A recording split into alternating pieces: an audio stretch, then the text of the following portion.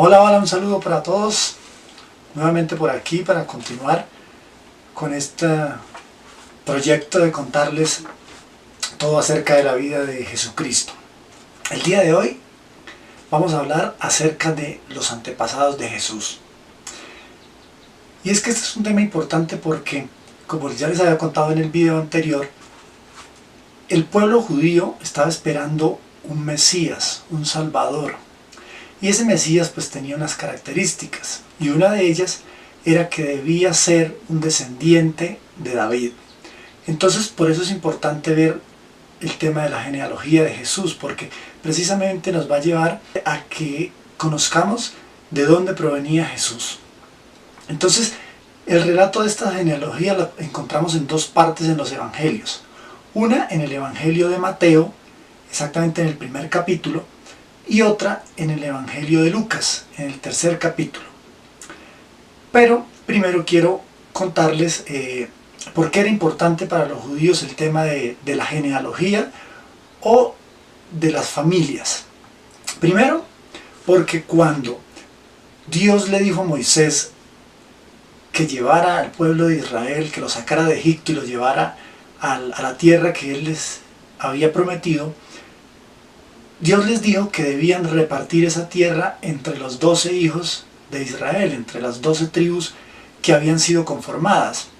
Obviamente Moisés no puede entrar con el pueblo y termina siendo Josué quien conquista este territorio.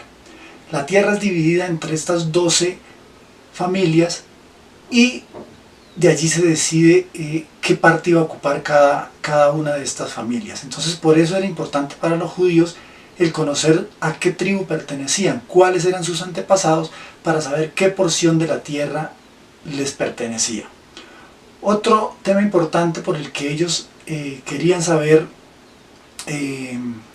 a qué familia pertenecían es por el derecho a heredar la propiedad, porque precisamente ninguna persona que no fuese de la tribu correspondiente podía tener herencia dentro de ese territorio. Entonces cada tribu, cada familia tenía un territorio específico y a ese territorio pues era el que podía heredar cada uno de las personas que pertenecían a una familia específica. Otro punto importante en el tema de las genealogías es que esto se veía también en lo que era la redención de las propiedades. Entonces, cuando por ejemplo una persona moría y no tenía descendencia, entonces el pariente más cercano podía redimir ese terreno, esa propiedad. Entonces la compraba y le pertenecía por no tener a que la persona que murió un descendiente que heredara esa tierra. Otro tema importante era por la tributación. Las personas debían pagar tributos o impuestos pues en las ciudades de donde eran provenientes. Entonces era importante conocer a qué tribu pertenecía cada persona para que así pudiera pagar los tributos en el lugar en que correspondía. Por esto también es que después, más adelante, cuando María y José son obligados a ir a Belén a presentarse allá y a ser censados en ese lugar, porque precisamente José pertenecía a la ciudad de Belén, entonces debía ser contado en esa ciudad. Otro tema importante de la genealogía es que daba o determinaba la elegibilidad para el sacerdocio. Solo las personas pertenecientes a la tribu de Leví podían ser sacerdotes. Ninguna persona que perteneciera a otra tribu pues podía tener ese derecho. Y otra cosa importante era la pretensión para ser el Mesías o el Rey. Es de recordar, que los dije en el video anterior, que el Mesías o el Rey tenía que ser de la tribu de David. Entonces por eso era importante que llevaran un registro genealógico de las personas para poder saber quién podía tener derecho a ser ese rey o ese Mesías. Es importante también recalcar que los judíos llevaban registros estrictos de la genealogía, de los registros familiares de cada persona que nacía. Hasta el año 70 después de Cristo, cuando fue destruido el templo y saqueada la ciudad de Jerusalén, los judíos tenían estos registros muy bien conservados. Es por esto que si hoy en día se le pregunta a un judío que si Jesucristo existió, pues no hay ningún judío que vaya a negar que Jesucristo existió. ¿Por qué? Porque existían registros genealógicos y además las mismas escrituras judías pues hablan de Jesús también. Entonces ninguno de ellos niega que Jesús existió. Lo que ellos niegan es que Jesucristo haya resucitado. Entonces, y además este tema era importante porque Jesucristo dijo que Él era el Mesías. Y a través de los registros genealógicos, pues se podía determinar que efectivamente pertenecía a la casa de David. Por eso ningún judío tampoco puso en tela de juicio el que Jesucristo perteneciera al linaje de David. Bueno, dentro de los textos, el de Mateo y el de Lucas, que hablan de la genealogía de Jesucristo, encontramos unas diferencias. Esas diferencias principalmente son las siguientes. Mateo presenta la genealogía de Jesús a través de José. O sea, estaríamos hablando de la genealogía legal. Recuerden que les había dicho que el Evangelio de Mateo fue escrito principalmente para los judíos. Los judíos solamente contaban las familias por el varón, por el esposo, por el hombre. Entonces por eso Mateo presenta la genealogía de Jesús a través de José. Sería la genealogía legal de Jesús. José obviamente era descendiente de David, de la tribu de Judá. Lucas, al contrario, nos presenta la genealogía a través de María. Como Lucas no escribe para judíos, sino escribe para gentiles, entonces él hace la genealogía real de Jesús, la genealogía a través de María. Incluso él inicia diciendo: Jesús que se creía era hijo de José.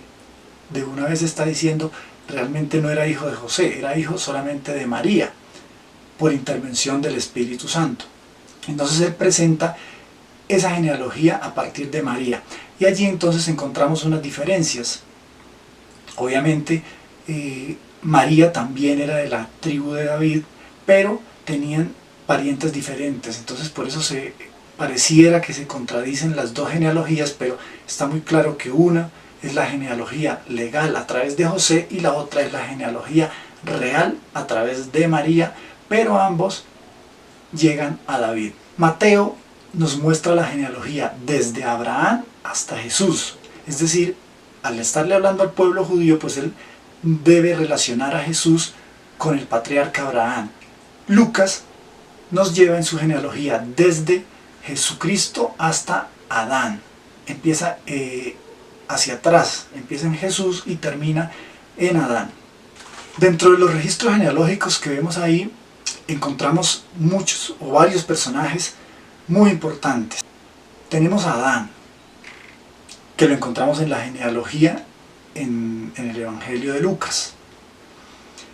Es importante que se mencione a Adán porque esto nos demuestra que Jesucristo fue 100% hombre, hijo de Adán, y por lo tanto era ese ser humano también que era capaz de conocer nuestras debilidades y sentir lo que sentimos cualquier persona en este mundo.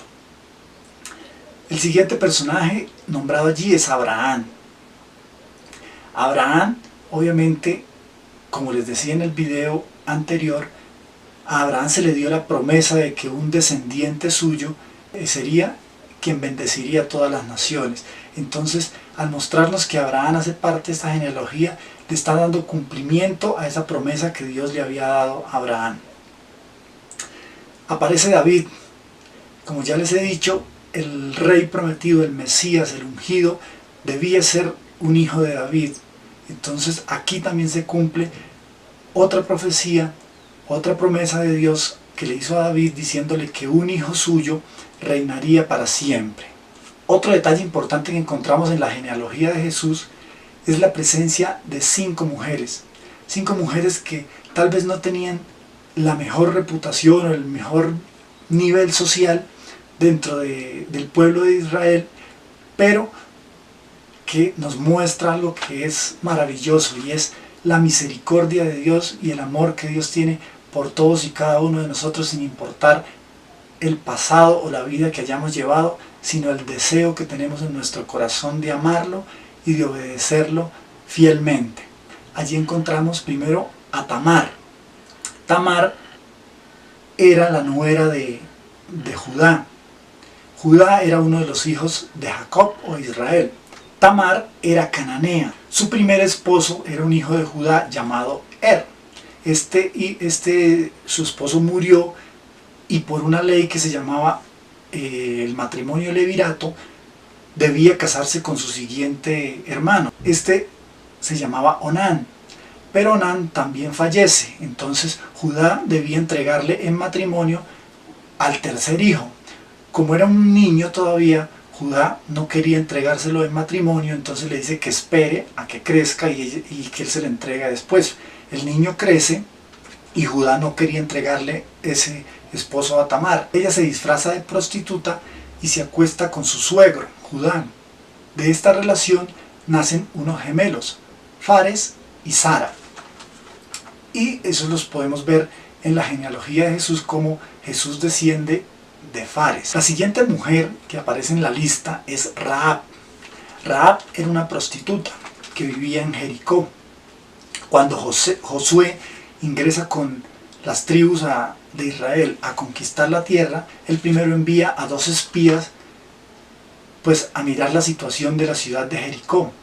Estos 2 espías llegan a la casa de esta prostituta Rahab y le dicen lo que van a hacer. Entonces ella ofrece darles protección y ayudarlos en su conquista si les permiten salvar su vida. Ellos aceptan y Rahab precisamente cumple su promesa, ayuda a estos hombres a conquistar Jericó y ellos le perdonan la vida a ella y a su familia. Luego se casa con Salmón, un israelita, y de allí nace Booz, que fue el bisabuelo del rey David. La siguiente mujer que encontramos es Ruth.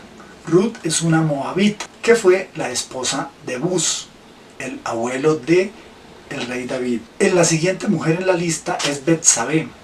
Betsabé era la esposa de un soldado, de un capitán del ejército del rey David, que mientras estaban en la guerra, el rey David pues tiene relaciones ilícitas con ella, y de esas relaciones nace un hijo que después muere por castigo de la relación que ellos habían tenido. Pero Dios obviamente perdona a David y perdona a Betsabé por su pecado, y de allí, de esa relación, de esa unión, nace el rey Salomón. Y la última mujer que aparece en este grupo es María, la madre de Jesús. María era una mujer muy humilde, una mujer que no pertenecía a una clase social alta. Ya más adelante en otro video veremos cómo su familia y cómo su esposo eran realmente muy pobres.